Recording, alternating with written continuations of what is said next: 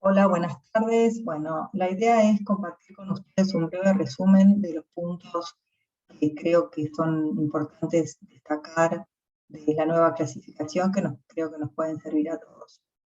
El primer punto es diferenciar cuando hablamos de la definición clínica de una enfermedad, la definición de cuando el sitio tiene la enfermedad a cuando el paciente tiene la enfermedad.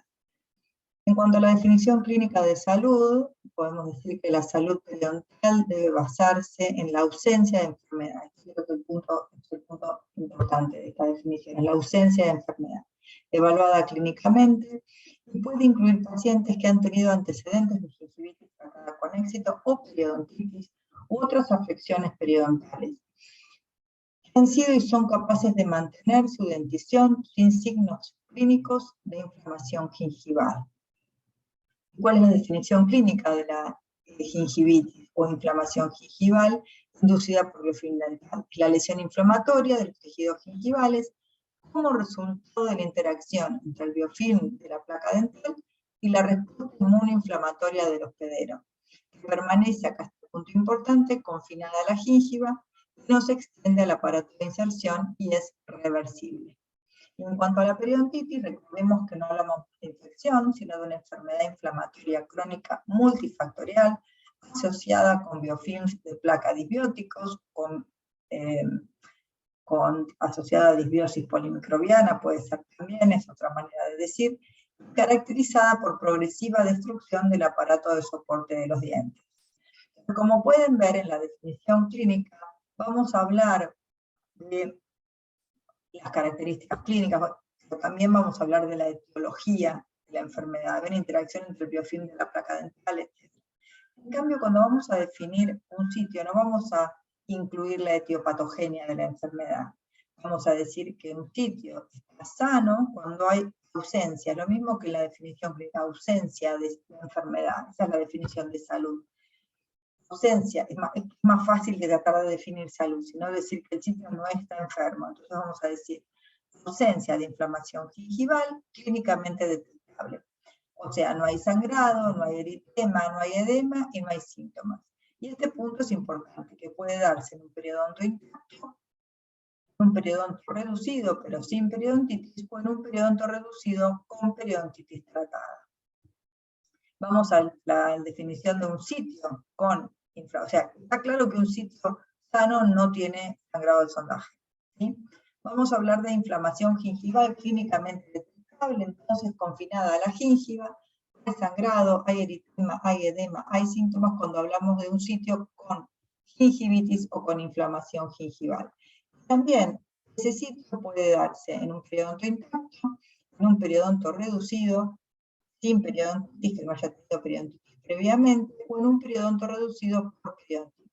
En este caso, hablamos de inflamación gingival, y para categorizar al sitio como inflamación gingival en un paciente que ya tuvo periodontitis, la profundidad de sondaje tiene que ser menor o igual a 3 milímetros.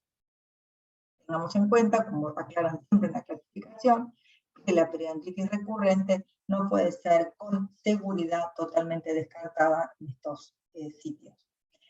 Vamos a definir un sitio con periodontitis como aquel sitio con pérdida de inserción clínica y o radiográficamente pérdida ósea, con presencia de bolsa periodontal y sangrado al sondaje o inflamación gingival.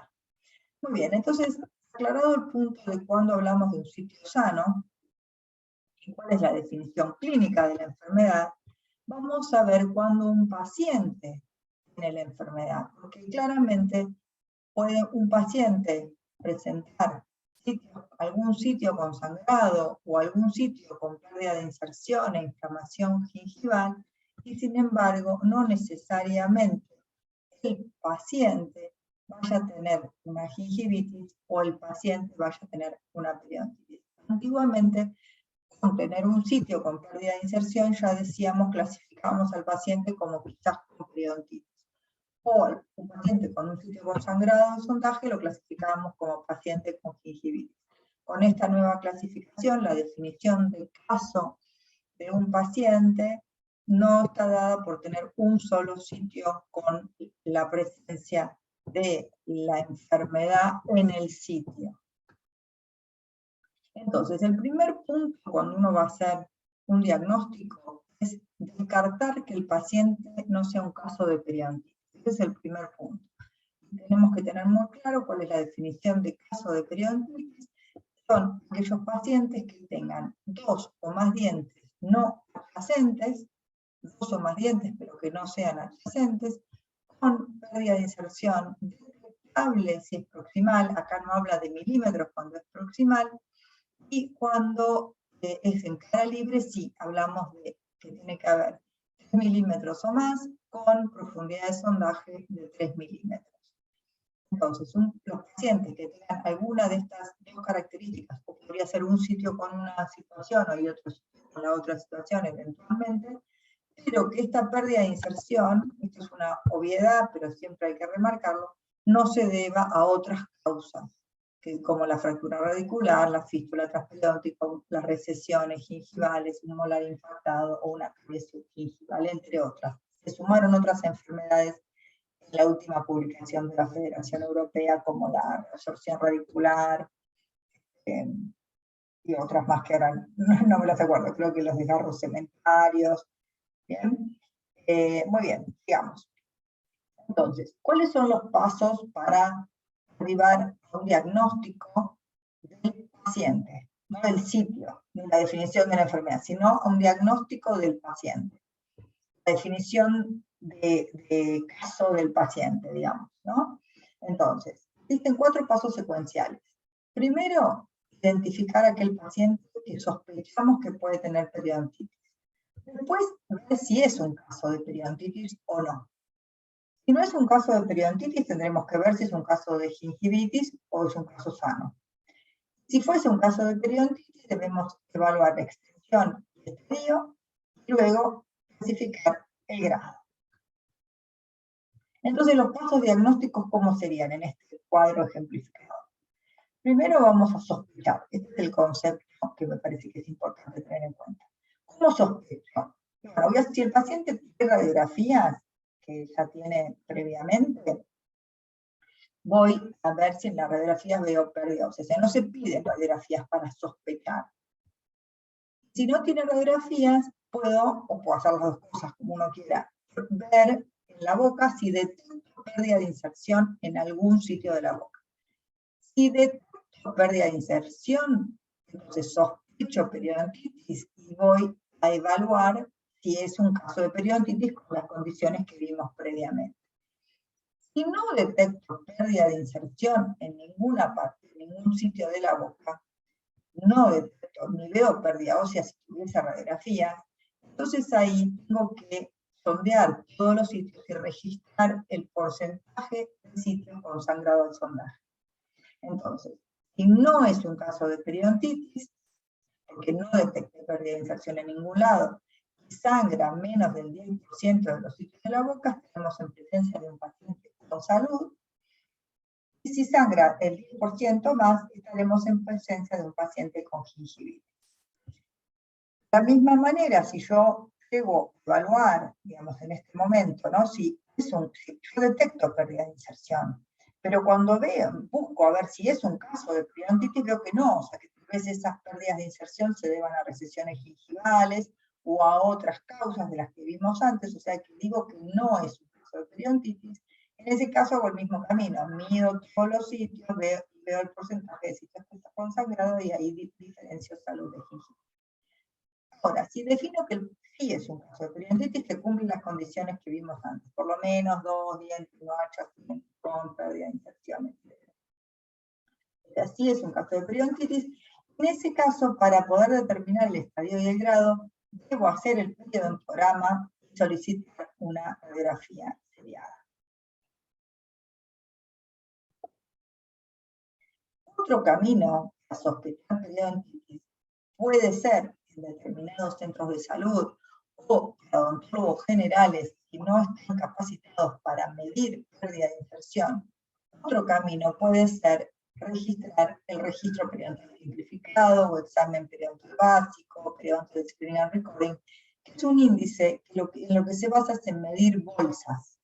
sangrado y presencia de cálculos, no mide pérdida de inserción. Entonces, si uno toma ese índice, se sospecha periodontitis cuando el índice es 3 o 4, o sea que hay bolsas de más de 4 milímetros, de 4 o 5, o de 6, o lesiones de bifurcación, recesiones mayores a 3,5, o movilidad.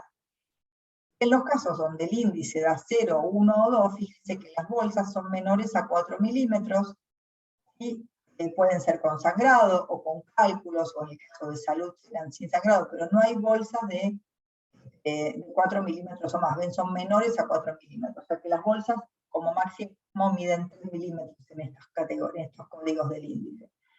En estos casos no se entraría al paciente en este camino, sino que directamente se hace un tratamiento sin arribar a un diagnóstico de si es un caso de periodontitis o de gingivitis, sino que se considera que hay una simplicidad de tratamiento, porque ninguna bolsa mide más de 4 milímetros o más, entonces está indicado, cuando este índice está indicado en estos casos, hacer directamente un tratamiento sin arribar a un diagnóstico. En cambio, cuando las bolsas son de 3 o 4, las bolsas, perdón, no, sino los códigos son 3 o 4, ahí hay que hacer un periodontitis, o sospechar periodontitis, y si es un caso de periodontitis, hacer un periodontigrama. Muy bien. No sé si ustedes están viendo lo que se me apareció acá adelante. Qué bien. Esperen. Está muy bien. Muy bien. Entonces, vamos a resumir rápidamente cuando el estadio era 1, 2, 3 o 4.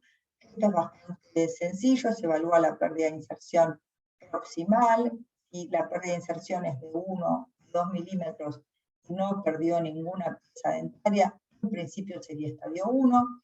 Si la pérdida de inserción máxima en proximal es 3 o 4 y no perdió o tiene para perder alguna pieza por periodontitis, el estadio en principio sería 2, y sería 3 o 4 cuando la pérdida de inserción interdental máxima es de 5 milímetros o más.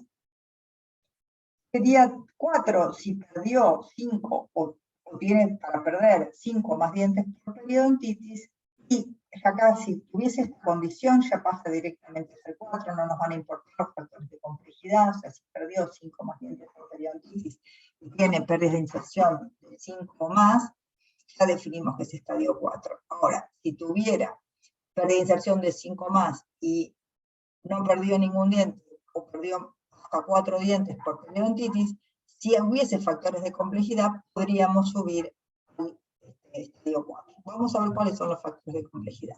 Los factores de complejidad son las bolsas profundas, la periodontitis vertical, las lesiones de bifurcación, el colapso oclusal, disfunción masticatoria, los defectos de reborde. En estos casos, los factores de complejidad lo que hacen es subir a un estadio superior. Por ejemplo, si un paciente por pérdida de inserción o presencia o pérdida de dientes perdidos por periodontitis es de estadio 1, pero tiene bolsas de 5 milímetros, sube su clasificación a un estadio 2. En caso de un paciente que inicialmente lo podemos clasificar como estadio 2 por la pérdida de inserción y que no perdió piezas dentarias, pero tiene algunos de estos factores de complejidad, pasará a un estadio 3. Y así lo mismo con un estadio 3, si se tiene estos factores de complejidad, por ejemplo, menos de 20 dientes permanentes, acá no nos importa porque los perdemos, ¿sí? Efecto moderado de reborde, disfunción masticatoria, colapso oclusal, va a pasar a ser estadio 4. Una vez que definimos el estadio, vamos a hablar de la extensión. Y la extensión se refiere a la extensión del estadio del paciente más grave. Por ejemplo, el paciente es estadio 3 porque tiene algunos sitios con pérdida de inserción de 5 más, pero todo el resto de la boca tiene pérdidas de inserción de 1 o 2, la clasificación va a ser estadio 3 localizada. No es estadio 1 generalizada, no es que la definición la da extensión lo que tiene más, ¿sí? Sino lo que tiene más severo. ¿Bien? Muy bien, digamos.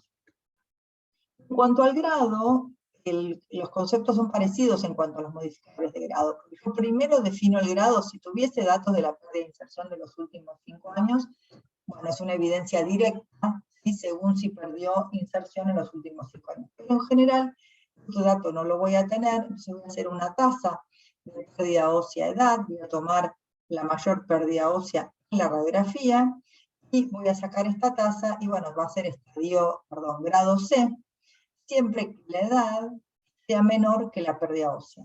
Si la edad es menor que la pérdida ósea, la tasa me va a dar mayor a 1, y esto me va a indicar que hay una alta velocidad de progresión. Recordemos que el grado habla de la velocidad de progresión y del riesgo de progresión. Para eso está el modificador de grado. Entonces, primero defino el grado como A, B o C, según la tasa de progresión, y lo puedo sumar el fenotipo, la relación cantidad de placa, cálculo con el grado de destrucción, en general va a ser acorde, ¿sí?, con la velocidad. Por ejemplo, en el grado C, en general se da muy comúnmente que los pacientes no tienen tanta placa y tienen una más severidad de la enfermedad. En general, el grado B es el paciente más común de encontrar, donde la placa coincide con la destrucción. El paciente grado A, que todos los conocemos, son aquellos pacientes que tienen mucha placa o quizás bastante inflamación, sin embargo, tienen una tasa baja de progresión, por eso serían los pacientes grado A. Ahora, el modificador de grado, por eso se llama modificador de grado. El modificador de grado lo sube al grado, por ejemplo, pero no lo va a bajar. O sea, si un paciente, por su tasa de progresión, grado C, si no fuma, se mantiene en grado C. Si no fuma, se mantiene en grado, si fuma 10 cigarrillos por día, se mantiene en grado C. ¿Sí? Lo que hace el grado es subir, si no tengo, digamos, si yo tengo un grado C, no me lo va a subir más, por supuesto. Pero no me lo baja al grado C, el modificador de grado no está. Entonces, por ejemplo, un paciente que por la tasa de progresión es grado A, por ese cociente, esa ecuación, grado A, pero fuma menos de 10 cigarrillos por día, lo voy a subir a un grado B, porque si bien no progresó hasta ahora, tengo riesgo de progresión. Un paciente que es grado B por su tasa de progresión y fuma 10 o más cigarrillos por día, va a subir a un grado C porque tengo alto riesgo de progresión. Lo mismo si tengo una hemoglobina glicosilada mayor o igual al 7%. Entonces, para resumir, podemos decir que, quiero ver si estoy grabando, esperemos que sí. Para resumir, podemos decir que el paciente yo lo puedo clasificar con salud periodontal cuando el sangrado al sondaje es menor al 10%. Que un paciente lo clasificaré como con gingivitis cuando el sangrado del sondaje es mayor o igual al 10%. Pero lo importante acá, yo no puedo decir esto solo. No puedo decir que el paciente tiene gingivitis cuando tiene sangrado mayor o igual al 10%. Yo tengo que decir esto que está acá arriba, que es muy importante. Cuando un paciente no es un caso de periodontitis, cuando no es un caso de periodontitis, tiene sangrado en 10% más de los sitios, ahí lo voy a definir como un paciente con gingivitis. ¿Bien? Esto es muy importante tenerlo en cuenta. Una vez que definí que es un paciente con gingivitis, lo podré subclasificar, pero vamos a ver según los factores de riesgo locales o sistémicos. Un paciente con periodontitis tratada, que ya lo clasifiqué como estadio, con el estadio y el grado y la extensión, un paciente después del tratamiento siempre va a seguir siendo un paciente con periodontitis. Pero lo que va a tener, fíjense que esto es interesante, no es que deja de ser un paciente con periodontitis, pero es un paciente con salud periodontal. Un paciente periodontal tratado. Es como un trabalenguas. No es lo mismo decir un paciente con salud. Yo voy a decir un paciente con salud periodontal en un paciente periodontal tratado. O sea, sigue siendo un paciente con periodontitis. Entonces el diagnóstico es periodontitis controlada. Cuando tengo salud periodontal, periodontitis controlada. ¿Y cuándo voy a hablar de periodontitis controlada? Cuando los sitios sean hasta 4 milímetros, menor o igual a 4 milímetros, y bien puede haber excepcionalmente sitios de 5 milímetros sin sangrado. ¿Pero por qué esta aclaración? O sea, siempre nosotros dijimos menor o igual a 4 milímetros, ¿sí?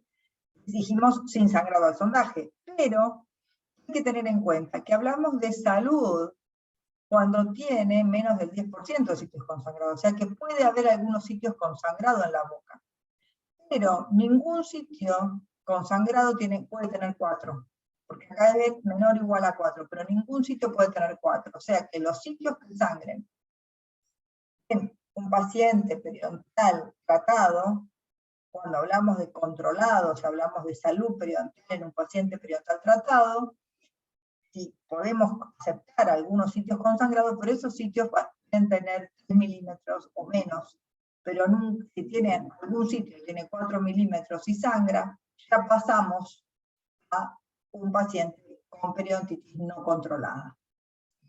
Y un paciente con diagnóstico de periodontitis en remisión, hablamos, es aquel paciente con inflamación gingival, que ya fue tratado. Puede tener bastantes sitios que le sangren, o sea, más del 10%, 10% más de sitios que le sangren, pero ninguno de los sitios que le sangren va a medir más de 4 milímetros. O sea, en los pacientes periodontales tratados, hay sitios de 4 milímetros más que sangren, ya pasa a ser un paciente con una periodontitis no controlada. Esto fue lo mismo que hemos considerado siempre, pero antes, si había sitios menores a 4 milímetros con sangrado, por ahí que lo seguíamos clasificando como un paciente con una periodontitis no controlada. Esta es la diferencia con la clasificación actual. Es importante entonces, como dije antes, que el paciente con periodontitis tratada, con salud, con inflamación gingival, sigue siendo un paciente con periodontitis, aunque la definición es paciente diagnóstico periodontitis en remisión. Diagnóstico periodontitis controlada. Por último, entonces, recordemos que cuando subclasificamos la gingivitis inducida por biofilm dental, puede ser exclusivamente biofilm mediada por factores de riesgo. Recordemos que los factores de riesgo sistémicos son aquellos que modifican la respuesta, y los factores de riesgo locales son aquellos factores que predisponen a acumular biofilm. Por último, tendremos aparte hipertrofias gingivales inducidas por fármacos. Bueno, espero que les haya sido claro. Les voy a mandar un PDF con todo el contenido de esta charla para que lo puedan ir siguiendo todas las veces que lo necesiten. Bueno, espero no haberlos enredado mucho. Bueno, hasta luego, que estén bien.